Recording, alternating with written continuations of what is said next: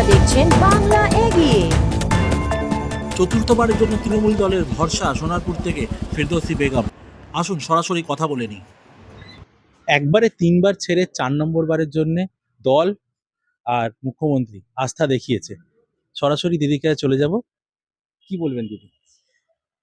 প্রথমত আমি দলের কাছে কৃতজ্ঞ, আমার নেত্রীর কাছে কৃতজ্ঞ, আমার প্রিয় নেতার কাছে কৃতজ্ঞ। আমার চতুর্থবারের জন্য আমার প্রতি আস্থা রেখেছেন, আমাকে আবার মানুষের কাছে পাঠিয়েছেন, আবার মানুষের কাছে আশীর্বাদ নিতে।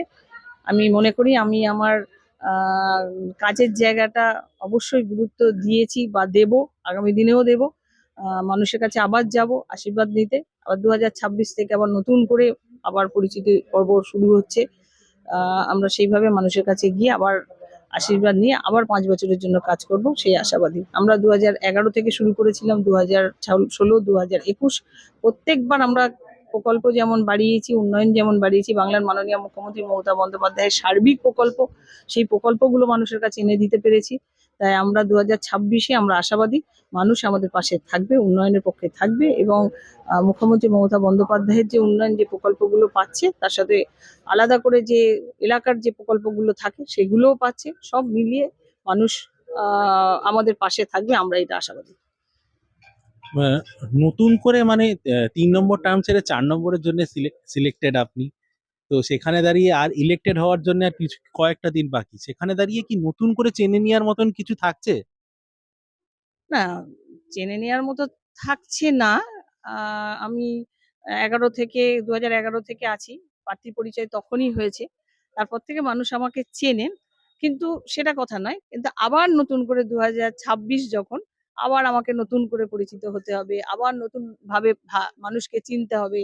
আবার নতুনভাবে আমাকে কিছু কাজের প্রতিশ্রুতি দিতে হবে, কাজ করতে হবে। আগামী দিনে আগে যে কাজগুলো করেছি সেগুলো তো মানুষকে বলবই।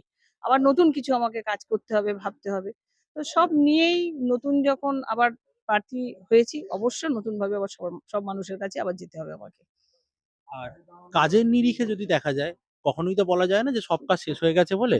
তো সেখানে দাঁড়িয়ে যদি দেখা যায়, তো এই 2026-এ নতুন করে যদি ধরেই নেওয়া যায় কি আপনি আসছেনই, তো আসার পরে কি কি জায়গাগুলো মেন লক্ষ্য দেবেন?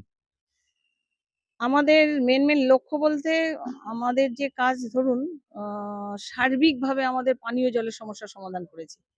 এটা রাজপুর সোনারপুর পৌরসভার 35টা ওয়ার্ড জুড়ে। সোনারপুর উত্তর বিধানসভার 17টা ওয়ার্ড, সোনারপুর দক্ষিণ বিধানসভার 18টা ওয়ার্ড নিয়ে আমাদের 35টা ওয়ার্ড, সেই ওয়ার্ডে পানীয় জল।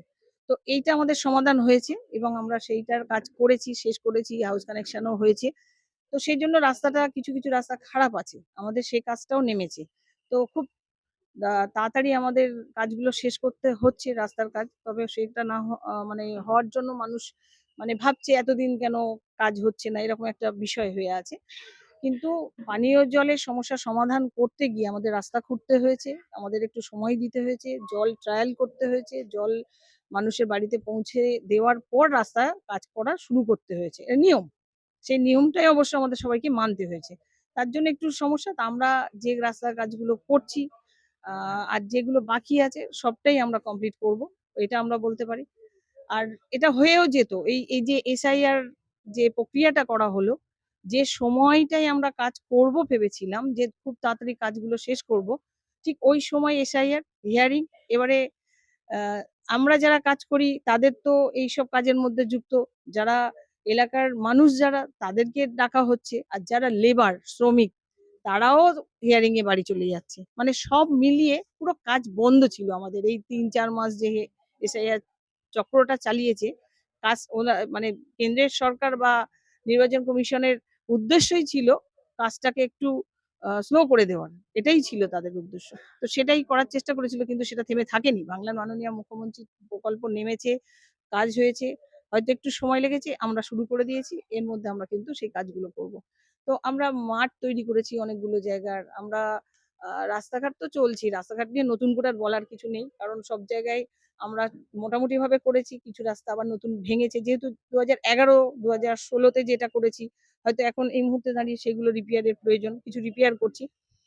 তো কিছু কাজ বাকি আছে। আমরা সে কাজগুলোও করব।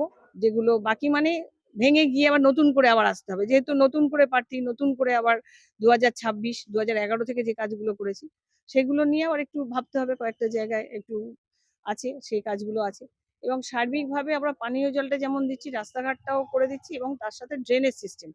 এরপর আমাদের টোটাল ড্রেনেজ সিস্টেমটা আমরা সার্বিকভাবে সমাধান করব 35টা ওয়ার্ডের। আর সরাসরি বিরোধীদের কটাক্ষ না করে উন্নয়নের নিরিখে কি মনে করছেন, কি ফলাফল হতে চলেছে?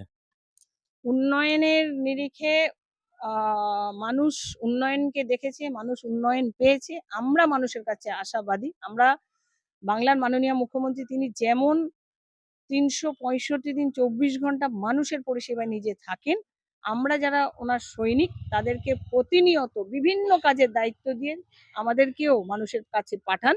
তাই আমরা আশাবাদী, আমরা প্রত্যেকটা মানুষের ৫ বছর করে যে আশীর্বাদ চাই, যে পাশে থাকবো, আমরা কিন্তু আশীর্বাদ চাই, পাশে থাকি।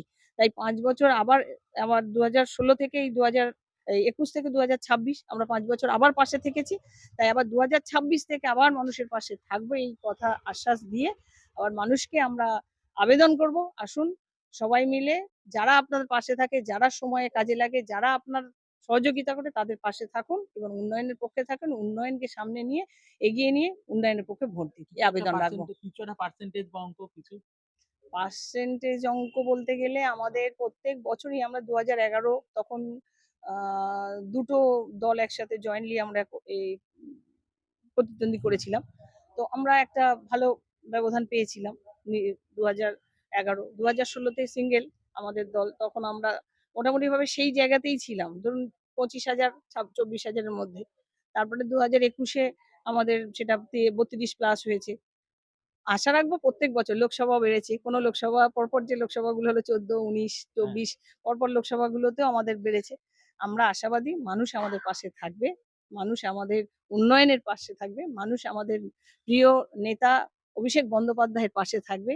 মানুষ আমাদের প্রিয় নেত্রী, আমাদের প্রিয় মুখ্যমন্ত্রী মমতা বন্দ্যোপাধ্যায়ের উন্নয়নের পাশে থাকবে। ঈদের জন্য একটা শুভেচ্ছা বার্তা এলাকাবাসী তথা বাংলাবাসীর জন্য। ঈদের আ আজকে যেহেতু শেষ আমাদের রমজান মাসের এই শেষ রোজা ১ মাস আমরা রোজা পালন করেছি। যারা রোজা পালন করেছেন প্রত্যেককে অনেক শুভেচ্ছা জানাই। আর যারা পালন করেননি আমাদেরকে সহযোগিতা করেছেন তাদেরকেও অনেক, অনেক শুভেচ্ছা জানাই। আর ঈদের ঈদ মোবারক জানাই। ঈদটা সবার ভালো কাটুক। আর সবাই আমরা যখন যেখানে যে ধরনের অনুষ্ঠান হয় আমাদের নেতা, আমাদের নেত্রী যেটা বলেন ধর্ম যার, যার উৎসব আমাদের সবার। আমরা সব মানুষ সব অনুষ্ঠানে সেখানে আসি, সেখানে গিয়ে সেই অনুষ্ঠানটাকে আরো বড় হয় যাতে সেই চেষ্টা করি।